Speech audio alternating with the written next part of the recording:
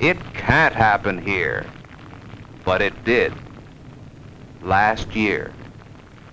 We the people in a peacetime year lost over 10,000 killed and 40,000 injured. We the people in a peacetime year lost thousands and thousands of homes, schools, hospitals, factories, and churches.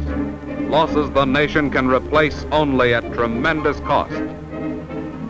In peacetime, we the people on thousands of our farms lost buildings, equipment, and harvests. Harvests which are sorely needed to feed the hungry all over the world. And finally, we the people lost 31 million acres of timber. Timber that would cover the whole of New York State. Timber enough to build 140,000 desperately needed homes. It's a tragic story. A story that often begins like this.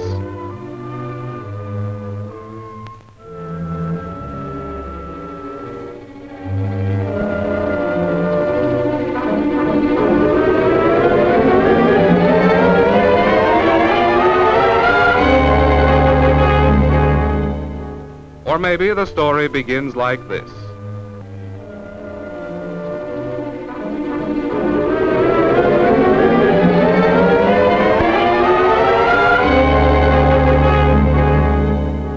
Or again, the story begins like this.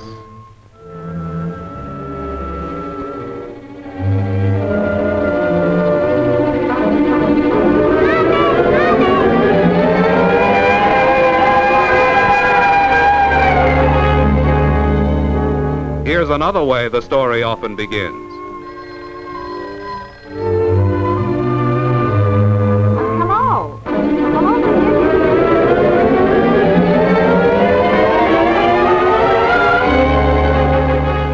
And here's still another beginning.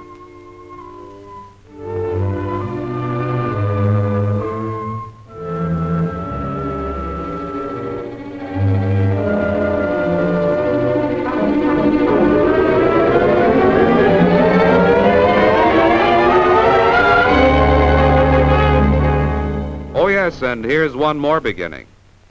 Gasoline, invisible fumes, an open flame. The danger? Well, watch this experiment. You don't see any vapors, but they're there all right. A powerful light reveals their shadow on a white wall. See how these vapors flow out of the container and how they spread. Fumes of gasoline, benzene, and naphtha, when they mix with air, are a powerful explosive. And when they reach an open flame,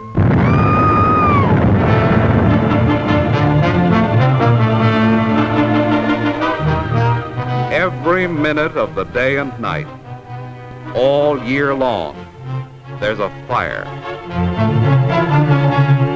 Every hour of the day and night, all year long, one person dies and 4 are maimed by fire.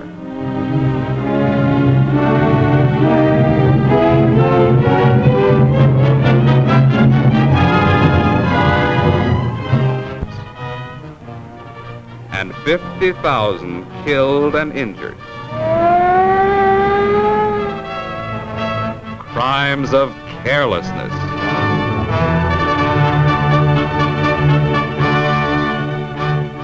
But we, the people who commit them, can also prevent them. Don't put out cigarettes in waste baskets. Have ashtrays, or better yet, smoking stands. A lot of them, and use them. You can smoke in your car. It's safe. But don't throw the butt out the window and destroy another 500,000 acres of forests. Don't let your child maim himself. Even safety matches can be plain murder in the hands of a youngster. Ask yourself how you'd feel if your child... Well, you get the idea. And electrical appliances, they're perfectly safe to use.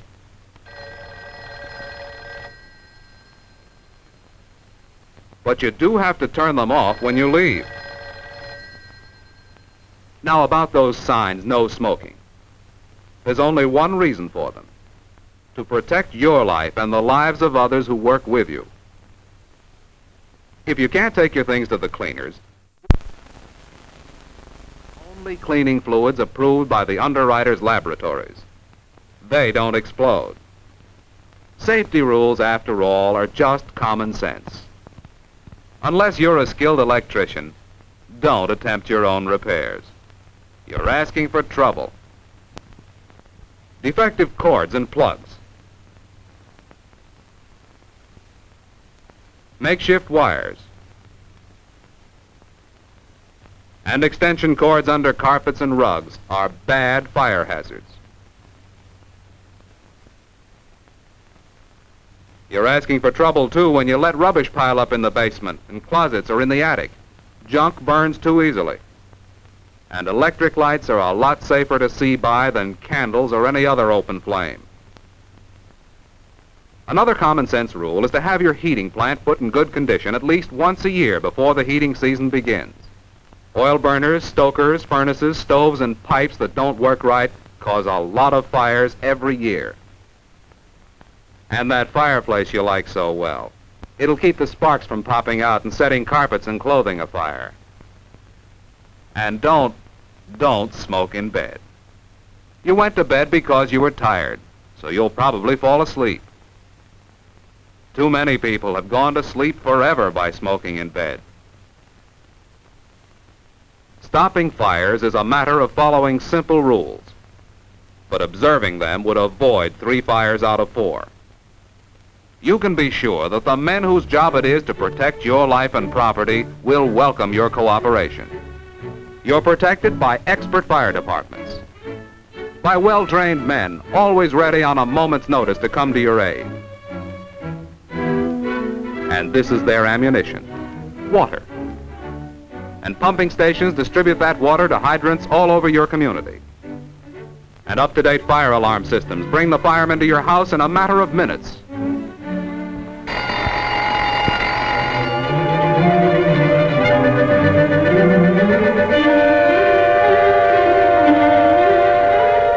But the efficiency of all these services depends on you reporting the fire promptly. That's why it's important for you and your family to know where the nearest fire alarm box is.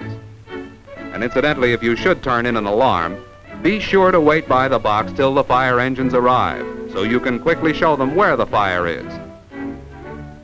It's important, too, for you to have the number of the fire department handy near your telephone. Of course, in many communities, you need only call the operator. Half the battle would be won if small blazes could be checked before they become disasters of death and destruction. When will this appalling rate of death and destruction come to an end? That is the challenge. A challenge to every man, woman, and child in the United States.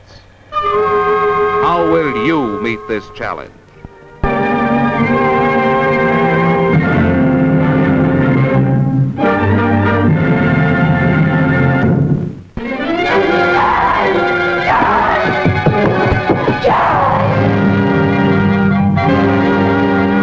Fire, the fifth horseman, brings death to one American every 48 minutes.